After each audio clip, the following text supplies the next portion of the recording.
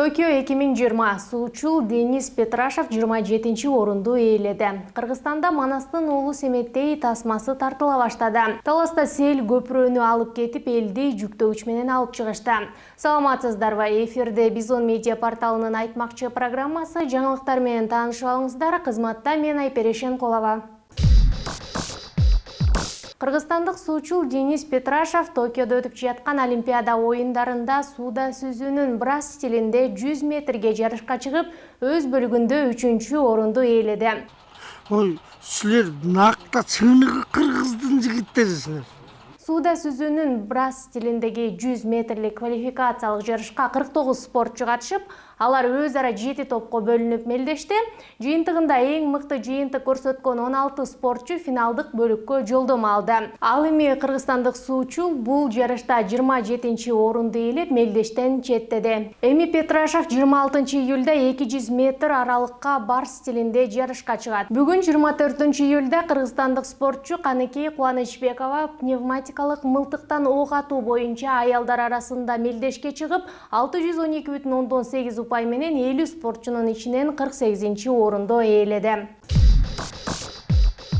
Кыргызстанда Манастын уулу Семеттей тасмасы тартыла баштады. Бул туурасында фильмдин продюсери Өмүрзак Төлөбеков билдирди. Анын айтымында кино кыргыз эл жазуучусу Жалил Садыковдун Манастын уулу Семеттей пьесасы жана Семеттей эпосунун негизинде тартылат. Тартуу иштерин мурдагы күнү Чуңкурчактан баштадык. Ал жерге хан ордо орнотконбуз. Андан кийин Ысык көлдүн Таластын көп жеринде тартылат.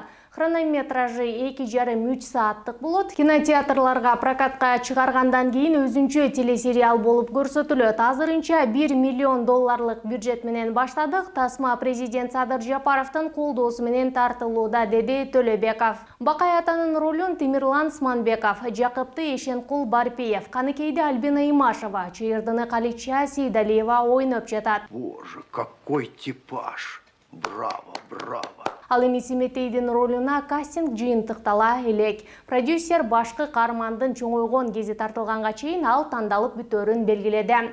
Илгертен кыргыз качан төшөктө жатып өлчү эле.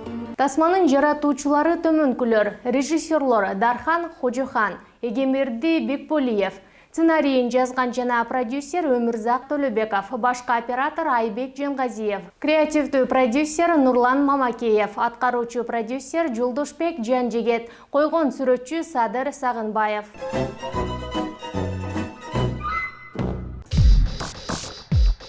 21 июлда Нөшөрдөн улам Талас облусунун аймагында сел жүргөн. Ал Кара Бура Чаткал жолун каптап көпүрөнү алып кеткен. Ошол Чаткалга кетип бараткан Шүлбүлдөн түшкөн чоң суулардын кесепетинен Костогу чоң көпүрөнү эч нерсесин калтырбай аппак алгандык айына мына көзөн азыр 10-15 кишилердин баарын өткүзүп атат мынакей. Жергиликтүү тургундун айтымында көпүрөдөн эч нерсе калган эмес. Өзгөчө Кырдаалдар министрлиги ал жерден көп автоунаалар өтө албай калгандыгын айтып, куткаруучулар келип жолду тазалашкан. Жалпысынан 155 кишиге жардам көрсөтүлүп, алардын бир тобун жүктөгүч техниканын жардамы менен ташып чыгышкан. Акыркы күндөрү Кыргызстандын бир топ аймактарында сел жүрүп, алардын бир катарлары адам өмүрүн алып кетти. Ушул жана башка жаңылыктар менен Бизон KG сайтыбыздан жана соц тармактардагы баракчаларыбыздан таанышып туруңуздар. Кийинки берүүгө чейин саламатта туруңуздар.